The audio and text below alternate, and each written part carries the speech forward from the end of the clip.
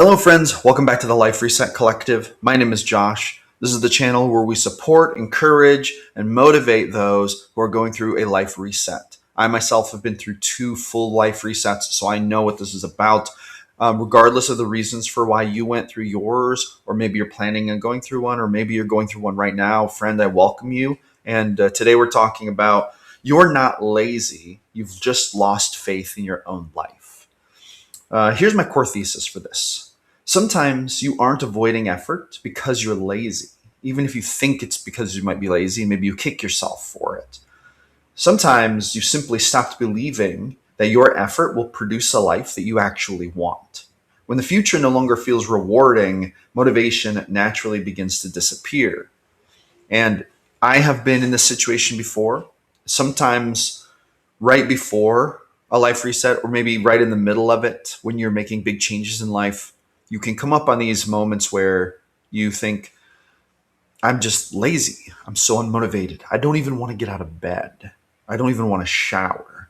It's like any effort feels useless or pointless. I can completely relate to this. However, it's very important to separate actual laziness from being in a situation that is crushing your soul so much that your body has basically given up hope that it can actually get through and achieve anything beyond that. Okay. Now I've got 3 points that are really important to understand about this. And then I'm going to tell you how to fix it. Okay. At least how I fixed it in my life.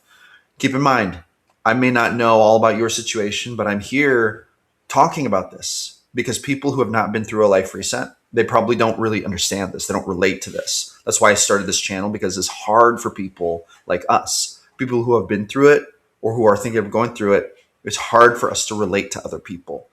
So this channel, I hope, can provide you with some encouragement for that. Okay. So here's my first point. The reason you're feeling this way is because deep inside, maybe in your body, you do not believe your effort will change anything. So this is a subconscious belief. You may rationally know, well, I could change it. But subconsciously, I think that we sometimes, when our soul is crushed down enough, we do not believe we can change it. Okay. People can work incredibly hard when they believe that their effort is taking them somewhere. But after enough disappointment, failure, rejection, or years spent feeling stuck or being just crushed down by other people, we stop expecting anything to improve. You still know that you're supposed to work toward a better future, right? You just don't emotionally believe doing it will matter. Motivation disappears, friends, when effort and hope become disconnected. Okay, when you don't have hope anymore. And we're going to talk about that in a minute. Point number 2. The life you're working toward doesn't excite you. Maybe you are working towards something. Maybe you're working towards something in your marriage, but deep inside, you know the truth. You don't want that life. Maybe you're working towards something at your job, but deep inside, you know you've given up on that. Your soul is just checked out of it. Maybe your current relationship with family, like you just look at this and you think, I don't want to be doing this again next year. I don't want to be doing this again in 2 years. But if your current trajectory is still on that path, then your body is going to give up. It's going to shut down. Why? Because all the work you're putting in is for something you don't even want, something that doesn't even excite you. Sometimes you're perfectly capable of working on things. You just don't want the reward that is being offered to you.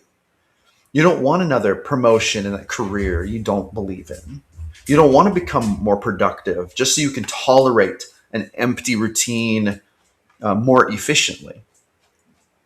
You don't want to improve a life that feels fundamentally wrong and empty. Maybe you don't want to work on a marriage to someone, honestly, you don't even like anymore. It's difficult to stay motivated when success would only give you a better version of a life you don't want. And that is really important to understand, okay? And we're going to go to point number 3. You need evidence that your life can still change. And this is where the hope part comes in. And this is going to lead into kind of what I think we need to do when we start to feel like this, when we're in this rut. We get here sometimes, guys. Doesn't mean you're a bad person. It can happen to all of us. I've had it happen to me. but we can get out of this. And this third point is going to start that process. How do we do it? You need evidence that your life can still change. You probably won't think your way back into hope just by willy-nilly waking up one day and thinking about it. You may need to create tangible proof that you still have influence over your future. And you may need to really think to yourself, what do I want my future to look like? That could mean, right, recording the first video for your YouTube channel to get you out of your career. It could mean applying for a different job. It could mean taking a class to begin transforming your future, maybe getting a college degree to change careers. This might mean making one difficult phone call and ending a relationship with one person who has not been serving your life, who makes you depressed instead of happy. It might mean saving up that first $100 to go toward the deposit on your new place because you need to get out of this crazy, insane marriage you're in, or because you need to get away from this partner who is dragging you down, or maybe because you need to get out of this living space where your landlord is crazy, right? It could mean getting up and walking or exercising every morning because you're tired of the way you feel and you're tired of the way you look. Maybe you want to lose weight. Maybe you want to build muscle. Maybe you're just tired of your physical health declining. It could mean finally leaving something or someone you already know is over that you don't want. It might mean making that choice, which is hard. A lot of times that plunges us right into a life reset, right? You probably know what I'm talking about. The first goal isn't to completely transform your life. It is to prove to yourself that you can still move it in a better direction. You don't need to feel completely hopeful before you begin. You need to begin creating reasons to feel hopeful again. So here's what I firmly believe about this. We need hope for the future. So that means we need to make some kind of plan. We need to identify what's not working. We need to figure out some kind of plan for what to do about it, okay?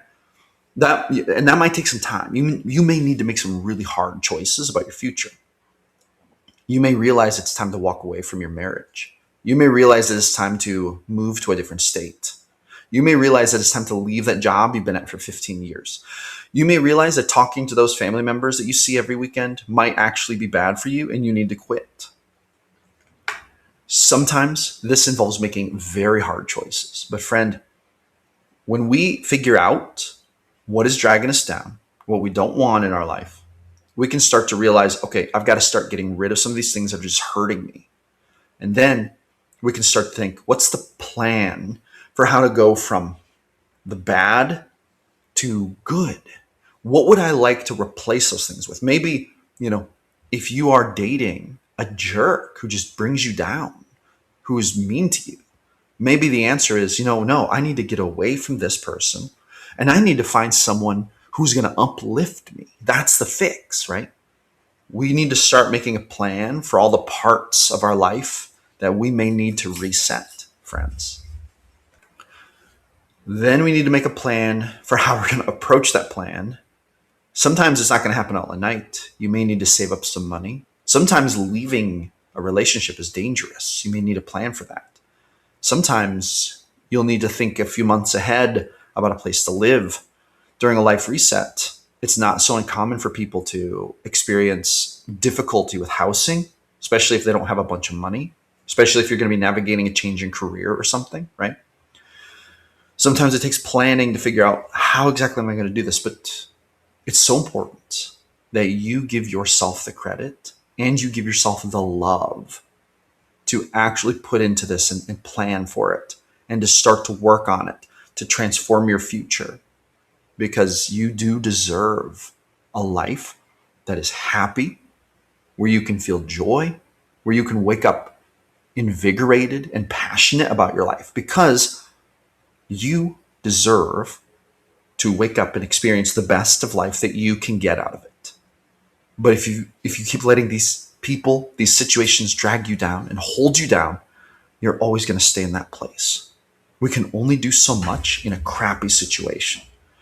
Sometimes we have to change the situation. But once you start seeing that and making those plans, you'll feel hope again. And then once you start moving toward that hopeful future, it may seem like a long road. You may have a long, hard road ahead of you. My last life reset is still going on. I left my marriage. My second life reset was due to a divorce. I left that marriage. It's been over a year ago now. And I'm still working every day to try to rebuild my life from all of that situation. It was a very hard period of life. But every day I feel a little more hopeful. Even though it was such a hard, long road, last year was just hell. But now, every day, I'm making great progress. See? And this gives me hope, makes me realize, you know what? I do have the power to change my life. I have the power to become the person I want to be, to create the life that I want to live.